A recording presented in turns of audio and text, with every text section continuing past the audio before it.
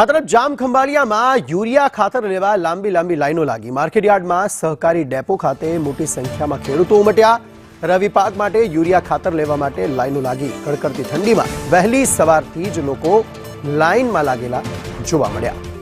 જામ ખંભાળિયામાં ખાતર લેવા માટે ખેડૂતોની મોટી લાઈનો જોવા મળી। માર્કેટયાર્ડમાં સહકારી ડેપો ખાતે યુરિયા ખાતર લેવા ખેડૂતોએ આ રીતે લાઈનો લગાવી હતી। શિયાળુ પાક સમયે રાસાયણિક ખાતર લેવા માટે ખેડૂતો આ રીતે ઉમટ્યા હતા।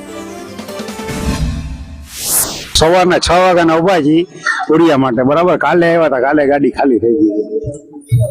આ કાયમી માટે આવું જ રહે છે। ડીએપી જોતું હોય ત્યારે ડીએપી ના મળે, ઉરિયાની જરૂર હોય ત્યારે ઉરિયા ના મળે।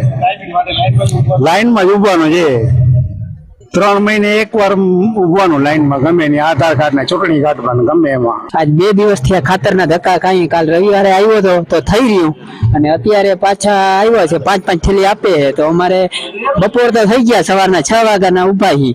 હવે અમારે અહીંયા ખેતીનું કામ કરવું કે લાઈનમાં જ ઉભું રહેવું, સમજા? વहाँ જાય તો લાઈટ કામ વહી જાય, પાણી વાળવું કે શું કરવું? આ સરકારનું શું છે કઈ ખબર નથી।